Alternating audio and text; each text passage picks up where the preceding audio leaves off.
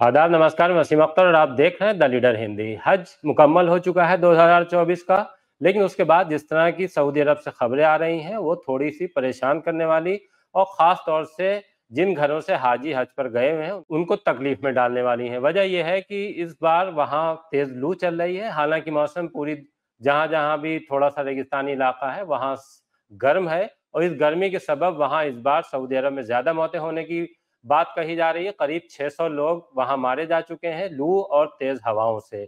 इसे लेकर दुनिया भर में हलचल है, खास तौर से उन लोगों के घरों में जो वहां पर हज के लिए गए थे और जिनका वहां इंतकाल हो गया है। वहां क्या स्थिति है, क्योंकि इल्जाम ये लग रहे हैं कि सऊदी अरब हुकूमत ने जिस तरह से इंतजाम करने चाहिए थे वैसे इंतजाम नहीं किए हैं, और दूसरे जिस तरह से मौतों के बाद सड़कों पर लाशें दिखाई दे रही हैं, जनाजे सड़कों पर रखे हुए हैं तेज धूप में, उसे लेकर सऊदी अरब हुकूमत की कार्यप्रणाली पर सवाल खड़े किए जा रहे हैं। हमने ये जानने के लिए कि क्या सच है वहाँ, इसको लेकर हम जो हज पर लोग गए हैं उनसे बात करने की कोशिश की है। हाजी उवैस हमारे साथ अभी ऑनलाइन जुड़े हुए हैं, हम उनसे जानते हैं कि वहाँ क्या स्थिति है और क्यों सऊदी अरब हुकूमत पर सवाल खड़े किए जा रहे हैं। आइए हम आपको उनसे बात कराते हैं। उवैस भाई, मेरी आवाज़ आ रही है आप तक? हाजी उवैस ठीक है साहब, वसीम भैया। ये जो बात कही जा रही है कि सऊदी अरब में लू से करीब 600 लोगों की मौत हो चुकी है। आप चूँकि इस वक़्त वहाँ हैं, क्या लगा आपको कि वहाँ पे इतनी मौतें हुई हैं, या क्या सही क्या है वहाँ की तस्वीर? हाँ वसीम भाई, आंकड़ा नहीं पता लेकिन काफी मौतें हुई हैं जो हमने खुद भी अपनी आंखों से देखा। इतनी शिद्दत की गर्मी है, उसके बावजूद यहाँ पे कोई ऐसा इंतजाम नहीं था जिससे धूप से बचा जा सके। अराफात के मैदान में, मीना में बिल्कुल लोग सड़कों पे, औरतें, आदमी, बच्चे लेटे हुए हैं सारे। गर्मी की वजह से जो इनके हॉस्पिटल थे उसके बाहर कई लाशें पड़ी देखी हमने, जिसको कोई उठाने जी, वाला भी नहीं था।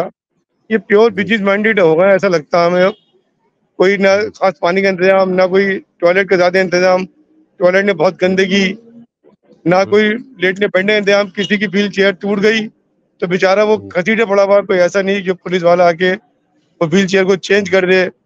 1 रुपए की पानी जी, बोतल बिकती पहले दिन, दूसरे दिन 2 रुपए की, तीसरे दिन 5 रुपए की। इसी तरह से हुँ, मीना में चाय पहले दिन होटल पे 2 रुपए की, फिर 4 रुपए की, हुँ, फिर 6 रुपए की, 6 रियाल की। मतलब जी। कोई कहने वाला नहीं, कोई देखने वाला नहीं, कोई पुरसाने हाल नहीं। बड़ा इंतजाम कोई खास अच्छा नहीं था। मतलब बहुत अच्छा, ज्यादा आपके साथ परेशान है यहाँ के आप लोग। जी, जी। आपके साथ जो लोग गए हैं वो तो पूरी तरह से महफूज़ हैं ना? महफूज है अल्हम्दुलिल्लाह, लेकिन दूसरे ग्रुप के 97 लोग आए थे, उनमें 3 लोग मारे गए बाहर रहने की वजह से, जी, गर्मी की वजह से। हमारे ग्रुप के जी। 2 लोगों की हालत बहुत हमारे दो अच्छा, लोगों की वहाँ बहुत सीरियस हो गई थी। जी, हमारे वहाँ ग्रुप पे से क्या एक वली मेडिकल मोहम्मद साहब हैं, उनकी हालत गर्मी की वजह से बहुत ज़्यादा खराब हो गई क्वेश्चन है। कर लो। अच्छा, वहाँ पे क्या जो मेडिकल के इंतज़ाम होने चाहिए थे, जो मेडिकल सुविधाएँ थी वहाँ पर, वो क्या ठीक तरह से नहीं थी कि अगर किसी को लू लगती है या उसकी तबीयत खराब होती है, तो उसको फ़ौरी जो है वो दवाएँ या और तमाम तरह की चीज़ें मिल सकें? पिछले सालों में जब हम हज पे आए थे तो रोड पे एम्बुलेंस घूमती रहती थी, एक कॉल करने पे फौरन इलाज मुहैया होता था। ऐसा कुछ देखने को नहीं मिला। बल्कि इस साल से यहाँ शुरू हो गया नुसुक कार्ड, जो हर हाजी को मिला है। अल्लाह न करे उसकी तबीयत खराब हो गई और उसका कार्ड अगर गिर गया है तो उसको इलाज ही नहीं मिला, ये कह के कि नुसुक कार्ड लेके आओ तब इलाज होगा। जी। बहुत परेशानी का सामना हुआ है इस बार। ये सेंट्रल हज कमेटी ने तो दावा ये किया था अगर किसी तरह की दिक्कत होती है तो उन्होंने एक ऐप भी बनाया था कि हाजी उस ऐप पर एक बटन दबाएँगे, उन्हें किसी तरह की भी ज़रूरत है किसी चीज़ की तो वो मुहैया करा दी जाएगी।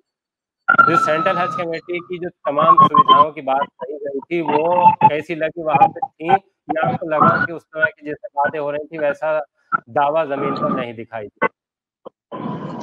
जी, अस्सलाम वालेकुम वसीम भाई। जी, हज कमेटी का मामला भी कोई बहुत ज़्यादा अच्छे इंतज़ामात नहीं थे। कुछ ख़ेमे तो ऐसे थे जिनके नंबर हज कमेटी ने दे दिए और वो ख़ेमे यहाँ पर मौजूद ही नहीं थे ये और तो मिल रहे उनके थे। उनके लोग मारे-मारे फिर रहे थे, अपनी आँखों से देखा, जबकि हम तो प्राइवेट से आए हैं और उसके बावजूद हालात यहाँ बहुत बुरे हो गए थे, बहुत बदतर हो गए थे। सऊदी हुकूमत केवल पैसा, पैसा और पैसा ही कर रही है। 6 रियाल का मतलब यहाँ जाकर बनते हैं लगभग 115 रुपए, उसकी चाय लेके हम लोग पी रहे हैं।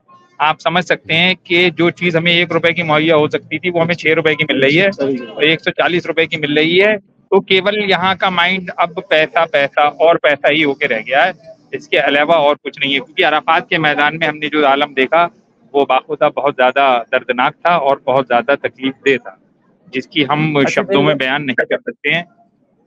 जी। जिन लोगों की मौत हुई है वो हज के तमाम अरकान अदा कर चुके थे या उससे पहले ही ये लू लगी उनको और उनकी हालत बिगड़ गई?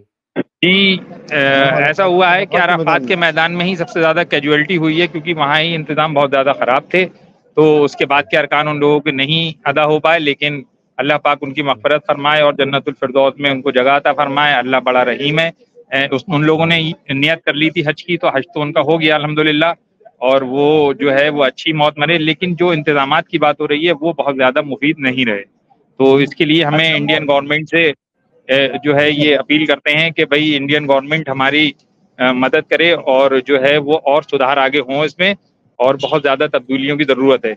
हमारे साथ हमारे हाजी रईस साहब भी हैं, डॉक्टर साहब, ज़रा उनसे भी बात कर लीजिए। हाजी रईस साहब हैं डॉक्टर साहब। अच्छा, आप जिन लोगों का इंतकाल हुआ है उनकी उम्र क्या वो बुजुर्ग थे या वो उनकी उम्र कम थी? जैसे जो मरने वाले हैं कोई ऐसी वजह तो नहीं थी, जैसे हर बार देखा गया है कि हज के दौरान बहुत से बुजुर्ग होते हैं उनका इंतकाल हो जाता है।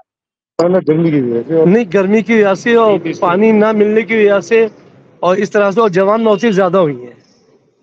अच्छा, जवान मौतें ज्यादा हुई हैं। जो आपने जिन लोगों को देखा जो सड़क पे पड़े हुए थे आपको दिखाई दिए, वो जवान ही लोग थे? जवान लोग ज्यादा थे, करीब करीब। जी। अच्छा, जब जैसे उनके लोग, उनके घर वाले भी उनके साथ होंगे क्योंकि जत्थों में वहां रहते हैं जब हज करते हैं, तो जो उनके साथ लोग थे उन्होंने मेडिकल के लिए कोई कॉल की या लोगों से संपर्क करने की कोशिश की कि यहाँ हालत खराब हो रही है और उनको जो चिकित्सा सुविधा है वो वहाँ जल्दी मिल जाए? कोई पूछने हाल नहीं था मेरे भाई। वो उन्होंने राब्ता बराबर बनाया, लेकिन बस वही नुसुक इसकी वजह से कोई जो फैसिलिटी प्रोवाइड होना चाहिए उसके अकॉर्डिंग कोई उनको फैसिलिटी नहीं मिल पाई। बहुत दिक्कत में था हाजी। वैसे जो टेम्परेचर उस वक्त कितना होगा जब ये मौतें हो रही थी, जिस वक्त आप भी वहां थे अरफात के मैदान में? टेम्परेचर नियर अबाउट 50-52 होगा। अच्छा, 52 होगा।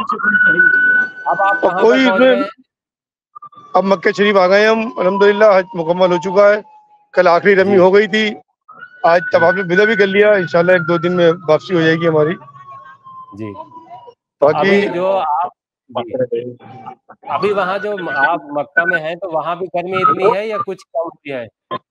हाँ, बस में गर्मी अभी भी उतनी है, लेकिन चूंकि रूम में आ चुके हैं, होटलों में एसी लगे हैं, आदमी अंदर बैठा केवल नमाज के वक्त निकल रहा है 10 मिनट के लिए। और बाकी अल्लाह अपना रहम करे।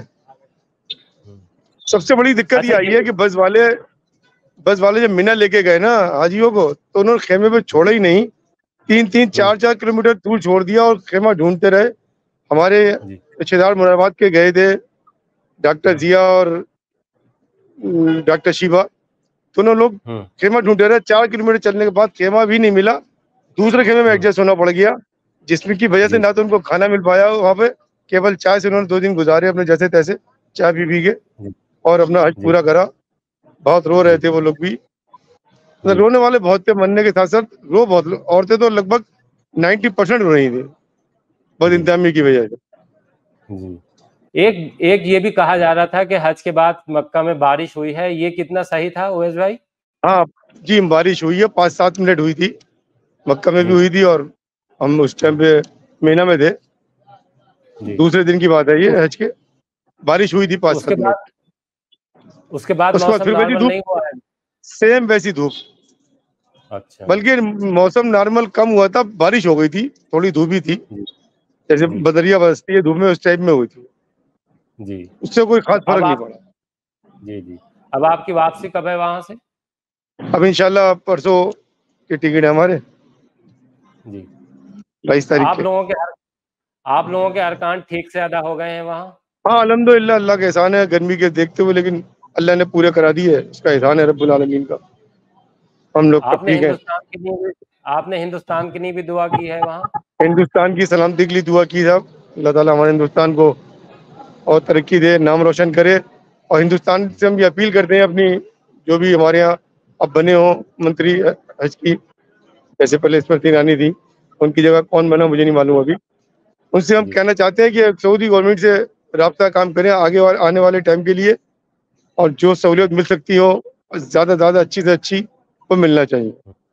जी, शुक्रिया उवैस भाई, शुक्रिया। ठीक है, अल्लाह हाफ़िज़। जी। अभी आपने जो हज पर गए हुए हैं हाजी, उनसे सुना कि वहाँ किस तरह की सूरत हाल है, किस तरह मौत हुई है, सऊदी अरब हुकूमत को लेकर वो क्या सोचते हैं, सेंट्रल हज कमेटी से क्या मांग की है।